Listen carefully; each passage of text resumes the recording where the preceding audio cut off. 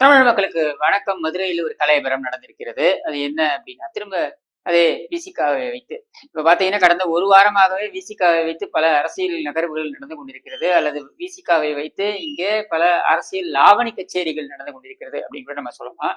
அது நம்ம ஏற்கனவே பேசிட்டோம், நிறைய பார்த்துட்டோம், பேசிட்டோம். இந்த ஆதவ அர்ஜுனை வைத்து நடந்த அரசியல் அப்படின்றத நம்ம பார்த்துட்டோம். இப்ப அடுத்தது என்ன அப்படின்னு பாத்தீங்கன்னா, திருமாவளவன், விடுதலை சிறுத்தைகள் கட்சியுடைய தலைவர் திருமாவளவன் அவர்கள் ஏற்கனவே இருக்கக்கூடிய, அதாவது 20 அடி கம்பத்துல இருந்த ஒரு கொடியை மதுரையில வெளிச்சந்தையில் இருக்கக்கூடிய அந்த கொடியை 40 அடிக்கு, முதல்ல அது 120 அடி என்று சொல்லப்பட்டது, அதுக்கப்புறம் அது 40 அடி என்று குறைக்கப்பட்டது. 40 அடி கொடியை ஏற்றுவதற்கு முதல்ல எதிர்ப்புகள் கிளம்பிய நிலையில அரசாங்கத்திடமிருந்து ஒத்துழைப்பு வரல அப்படின்ற நிலையில இப்போ அந்த கம்பத்தை, கொடி கம்பத்தை புதுப்பித்து அவர் கொடியேற்றிருக்கிறார். அவர் கொடியேற்றிய பின்னர் அங்கே அதற்கு அனுமதி வழங்கிய அதிகாரிகள் 3 சஸ்பெண்ட் செய்யப்பட்டிருக்கிறார்கள் அப்படின்ற தகவல் வந்திருக்கிறது. அதிர்ச்சியில் உறைந்து போயிருக்கிறார்கள் விடுதலை சிறுத்தைகள் அப்படின்ற நம்மால பார்க்க முடிகிறது. சங்கத்தமிழ்ல இருந்து ஆரம்பித்து அவர்களுடைய பல 2ஆம் கட்ட 3ஆம் கட்ட தலைவர்கள்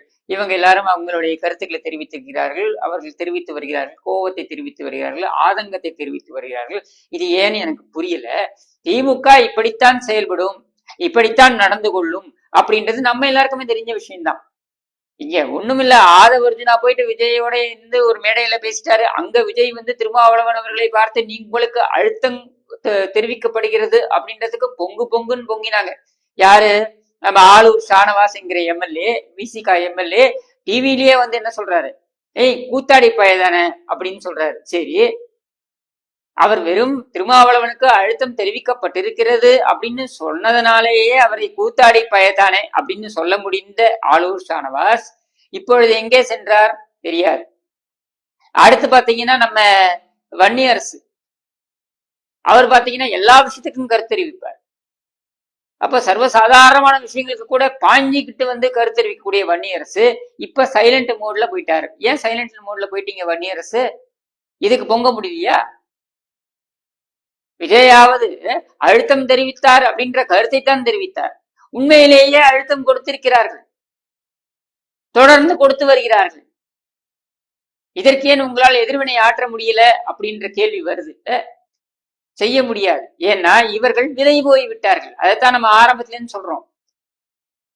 கூட்டணி கட்சிகள் என்று இருக்கக்கூடியவர்கள், கூட்டணி கட்சிகள் என்பது பிரச்சனை வரும் பொழுது துணை நிற்கலாம், ஆனால் தங்களுக்கே பிரச்சனை கொடுக்கப்படும் பொழுது எழுந்து நிற்க வேண்டும், எதிர்த்து நிற்க வேண்டும். அப்படி நிற்கிறார்களா இவர்கள் என்றால் இல்லை. விடுதலை சிறுத்தைகள் அப்படி நிற்கவில்லை, காங்கிரஸ் அப்படி நிற்கவில்லை, கம்யூனிஸ்டுகள் அப்படி நிற்கவில்லை. வைகோ கேட்க வேண்டாம், சரண்டரே ஆயிட்டார். ஏன் நீங்க இந்த அளவுக்கு அடிபணிந்து போக வேண்டிய அவசியம் வருதுன்றதான் கேள்வி. ஏன்னா அகில இந்திய அளவுல பாருங்களேன், காங்கிரஸ் கட்சியை ஒரு பொருட்டாகவே கெஜ்ரிவால் மதிக்க தவறுகிறார். நான் மதிக்க முடியாது என்ற அளவில் தான் இருக்கிறார். இப்ப கூட செய்தி என்ன வருது, காங்கிரஸ் வழியே சென்று நாங்கள் கூட்டணி வைக்கலாம் என்று சொல்கிறது. டெல்லி தேர்தலில் முடியாது என்கிறார் கெஜ்ரிவால். அடுத்து மம்தா பானர்ஜி, நான் இந்த இந்தி கூட்டணியை நான் வழி நடத்துகிறேன், நீ ஒதுங்கு என்று சொல்கிறார். காங்கிரஸ் தலைவர்களை பார்த்து, ராகுல் காந்தியையும் பிரியங்கா காந்தியும் சோனியா காந்தியும் பார்த்து, நீ விலகிக்கோங்க, உங்களால முடியாது, நான் தலைமை பொறுப்பை ஏற்றுக்கொள்கிறேன், நான் வழி நடத்துகிறேன் இந்தி கூட்டணியை என்று சொல்கிறார். உத்தவ் தாக்கரே பாத்தீங்கன்னாக்கா மகாராஷ்டிரால இப்ப சமீபத்தில் நடந்த தேர்தலில் வெற்றி பெறக்கூடிய இடங்களை எல்லாம் அவர் எடுத்து வைத்துக் கொண்டார் கூட்டணியில. காங்கிரஸால் எதுவும் செய்ய முடியல. இப்படி ஒவ்வொரு மாநிலமாக காங்கிரஸை யாருமே மதிப்பதில்லை.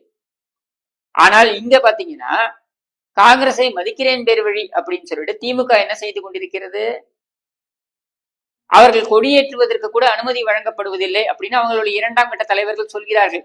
அப்படிப்பட்ட சூழல்ல கூட தமிழ்நாடு காங்கிரஸ் தலைவர் செல்வ பெருந்தகை எதிர்த்து பேச மறுக்கிறார்.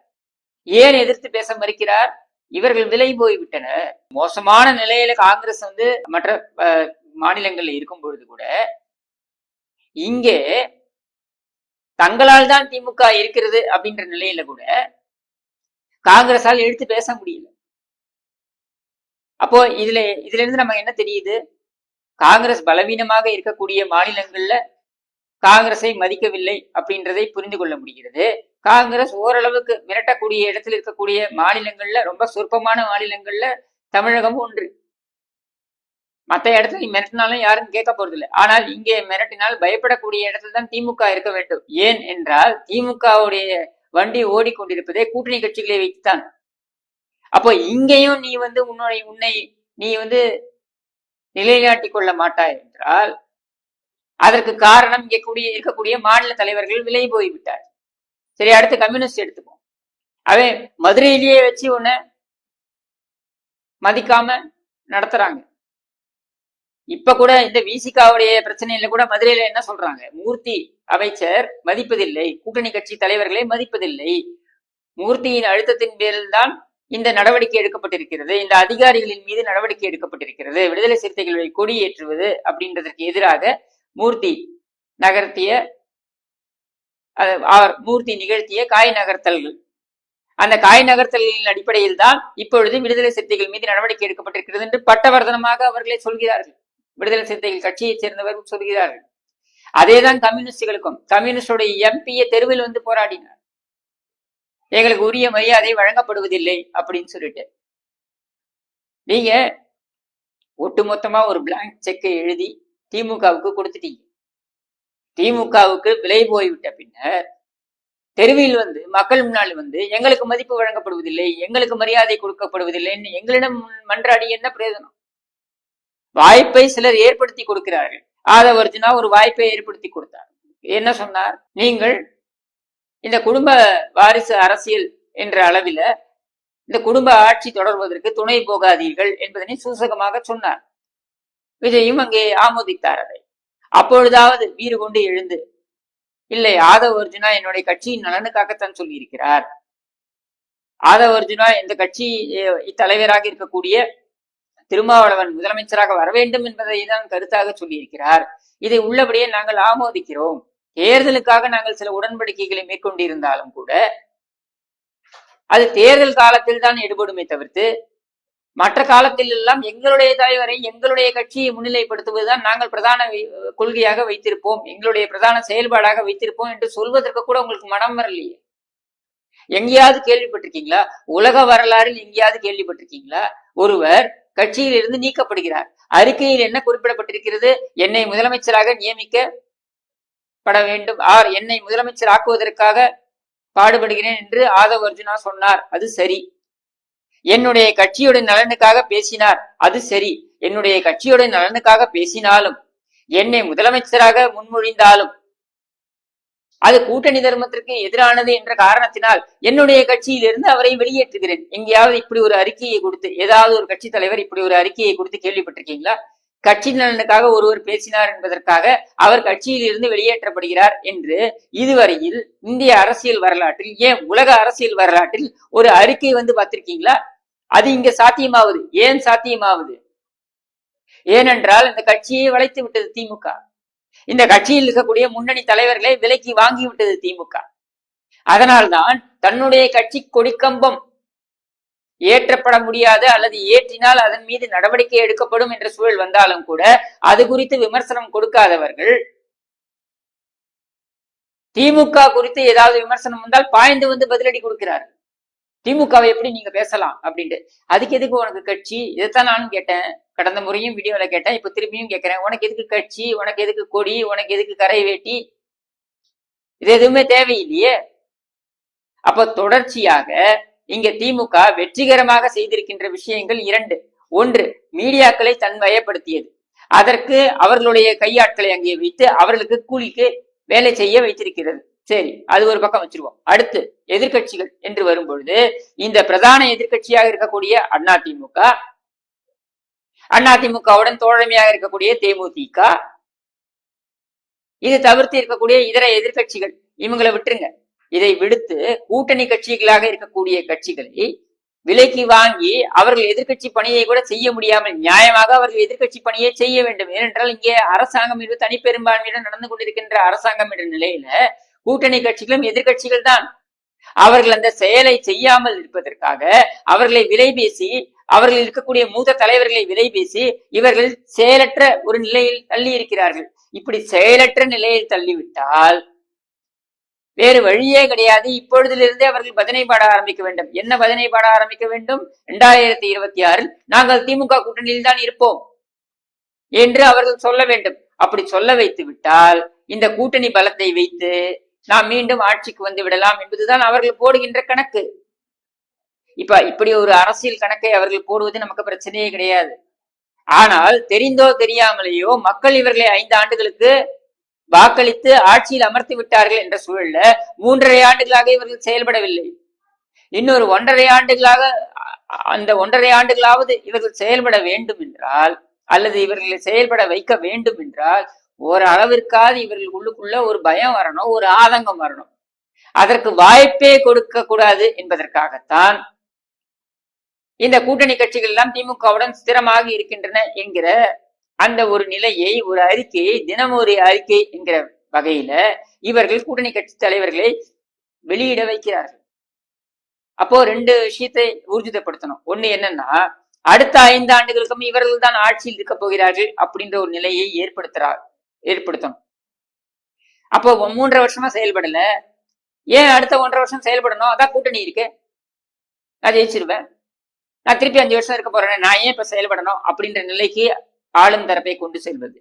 அடுத்து மக்களை பக்குவப்படுத்துவது. இப்ப பாத்தீங்கன்னா இப்பவே நிறைய அரசியல் ஆருடங்கள் சொல்லக்கூடியவர்கள், நம்ம பாண்டே மாதிரியான அரசியல் அறிவாளிகள், இவங்க எல்லாம் வந்து என்ன சொல்லுவாங்கன்னா, அது ப்ரூவன் அலையன்ஸ், அவங்கதான் ஜெயிக்க போறாங்க, அவங்கதான் ஜெயிப்பாங்க. ஏன்னா அந்த கூட்டணி அப்படியே சிந்தாமல் சிதறாமல் இருக்கிறது, அதனால் அவர்கள் தான் ஜெயிப்பார்கள் அப்படின்னு மக்களை பக்குவப்படுத்துவது. எதற்காக பக்குவப்படுத்துவது? எப்படியும் தான் ஜெயிக்க போறான், இவனுக்கே ஓட்டு போட்டுருவோம் இப்படின்னு பக்குவப்படுத்துவது. இதை தகர்த்து எறியக்கூடிய சக்தி நம்மிடம்தான் இருக்கிறது. இது முழுக்க முழுக்க மக்கள் விரோத ஆட்சி. இந்த மக்கள் விரோத ஆட்சி தூக்கி எறிவது அப்படின்றது யார் கையில இருக்கு? கூட்டணி கட்சிகள் கையில இருக்கா? இந்த அரசியல் ஞானிகள் கையில இருக்கா? இந்த அரசியல் ஆர்வலர்கள் என்று சொல்லி கொண்டு வந்து ஆளுடங்கள் சொல்லக்கூடியவர்கள் கையில இருக்கா? இல்லை, என்னிடமும் உங்களிடமும் தான் இருக்கு. நாம நினைத்தால் கூட்டணியாவது கிட்டணியாவது தூக்கி வெளியில போடலாம். வேரோடும் வேரடி மண்ணோடும் இவர்களை அகற்றி எதிர்கட்சி வரிசையில் கூட இல்லாத நிலைக்கு நம்மால் கொண்டு செல்ல முடியும். நாம் நினைத்தால் முடியும். அங்க முடிவெடுக்க வேண்டியது நாம் தான். இங்க எந்த கூட்டணி கட்சி தலைவருக்கும் மரியாதை இருக்க போறதில்லை. ஏன்னா இவர்கள் விலை போய்விட்டார்கள். எதிர்கட்சி தலைவர்களை இவர்கள் மதிக்க மாட்டார்கள். எதிர்கட்சி வரிசையில் இருக்கக்கூடிய ராமதாஸ் அவர்கள் ஒரு கருத்தை சொன்னால் அந்த கருத்திற்கு பதில் சொல்லாமல் அவர் வேலை இல்லாமல் அமர்ந்திருக்கிறார் அப்படின்னு சொல்லிட்டாங்க. அடுத்து பிரதான எதிர்கட்சி தலைவராக இருக்கக்கூடிய எடப்பாடி பழனிசாமி அவர்கள் கருத்தை தெரிவித்தால் அதை மழுங்கடிப்பார்கள், முடியவில்லை இருட்டடிப்பார்கள். அதுவும் முடியவில்லை என்றால் என்ன செய்வார்கள்? அவரை அசிங்கப்படுத்துவது. இதைத்தான் அவர்கள் வழிமுறையாக வைத்திருக்கிறார்கள். அப்படின்ற நிலையில இங்க இதுக்கு தீர்வு நம்ம கையில தான் இருக்கு. ரொம்ப சிம்பிள் தீர்வு. இதுக்கு பெருசா இல்லாம யோசிக்க வேண்டிய அவசியம் கிடையாது. தீர்வு நம்மிடம் இருக்கிறது. நாம் ஒரு திடமான முடிவை எடுக்கணும். அந்த முடிவு என்ன? இந்த ஆட்சி போக வேண்டிய ஆட்சி, இந்த ஆட்சியாளர்கள் வீட்டுக்கு அனுப்பப்பட வேண்டியவர்கள், இப்படின்ற முடிவை நாம் தீர்க்கமாக எடுத்து விட்டோம் என்றால் மிக தெளிவாக தேர்தல் நேரத்துல அந்த முடிவை அமல்படுத்தக்கூடிய ஒரு நிலைக்கு நாம போவோம். அந்த அமல்படுத்தக்கூடிய நிலைக்கு நம்ம போயிட்டோம்னா கூட்டணி இந்த கருத்து கணிப்பு, இந்த கருத்து திணிப்பு, இந்த ஆருடங்கள், இந்த அரசியல் விஞ்ஞானிகள், அரசியல் ஞானிகள், இவர்களுடைய மிகப்பெரிய கருத்துக்கள், இதையெல்லாம் ஓரமா வச்சுட்டு ஈவனுங்களை வீட்டுக்கு அனுப்பணும் அப்படின்றத மட்டும் நம்ம மனதில் ஏற்றுக்கொண்டோம் என்றால் அங்க போய் ஒரே ஒரு பட்டனை பிரஸ் பண்ண போறோம், அவ்வளவுதான். வேற ஒன்றும் பெருசா நம்ம பண்ண போறது இல்லை. நானோ நீங்களோ புதுசா ஏதோ புரட்சிகரமா எதையும் பண்ண வேண்டிய அவசியம் கிடையாது. அங்க போய் அந்த பட்டனை பிரஸ் பண்ணா முடிஞ்சு போச்சு இவங்க கதை. அதோட இதெல்லாம் முடிவுக்கு வரும். அப்ப அதை நீங்கள் செய்வீர்களா? நீங்கள் நான் சார்ந்திருக்க கட்சிக்காக செய்ய வேண்டிய அவசியம் இல்லை. தமிழக மக்களுக்காக நீங்கள் செய்ய வேண்டும். நாம் அதை செய்ய வேண்டும். இங்கே அவமானப்படுத்தப்படுகின்ற தலைவர்களுக்காக நாம் அதை செய்ய வேண்டும். யாரு இவங்க? விலை போய்விட்டார்கள். விலை போய்விட்ட நிலையிலும் அவர்களுக்கான சுயமரியாதையும் நாம் தான் காப்பாற்றி கொடுக்க வேண்டும். நாம தான் அதை செய்யணும். திருமாவளவனுக்கு நேர்ந்திருக்கின்ற அவமானம் என்பதனை யார் நீக்க முடியும்? திருமாவளவனால் நீக்க முடியுமா? முடியாது. அவரது கட்சியினரால் நீக்க முடியுமா? முடியாது. நீக்க வேண்டும் என்று முயற்சித்தால் அவர்கள் நீக்கப்படுவார்கள் கட்சியில் இருந்து. ஆதவ அர்ஜுனா தான் சாட்சி. அப்போ அதை யார் செய்ய முடியும்? நாம தான் செய்ய முடியும். அதனால் நான் வைக்கின்ற கோரிக்கை திருமாவளவனுக்கும் சேர்த்த கோரிக்கை, நான் வைக்கின்ற கோரிக்கை கம்யூனிஸ்டுகளுக்கும் சேர்த்த கோரிக்கை, நான் வைக்கின்ற கோரிக்கை காங்கிரஸ் கட்சியினருக்கும் சேர்த்து வைக்கின்ற கோரிக்கை. எதற்காக? இவர்களுடைய சுயமரியாதையை இவர்களால் காப்பாற்றிக் கொள்ள முடியவில்லை. தலைவர்களை விடுங்க, இவங்கள விலகி போயிட்டாங்க. அட்லீஸ்ட் தொண்டர்கள் ஏதோ ஒரு எதிர்பார்ப்புல தானே அந்த கட்சியில பயணிக்கிறாங்க. இவர்களுக்கும் சேர்த்துத்தான் நான் பேசுகிறேன். இவர்களுடைய சுயமரியாதையும் காப்பாற்றப்பட வேண்டும் என்றால், தமிழர்களின் தன்மானம் காப்பாற்றப்பட வேண்டும் என்றால், தமிழர்களின் எதிர்காலம் காப்பாற்றப்பட வேண்டும் என்றால், இந்த கும்பல் வீட்டிற்கு அனுப்பப்பட வேண்டும். இதை நம்மால் மட்டுமே செய்ய முடியும், நம்மால் மட்டுமே சாத்தியப்படுத்த முடியும். அதனால் அதை செய்வோம் என்று கூறி விடைபெறுகிறேன். நன்றி, வணக்கம்.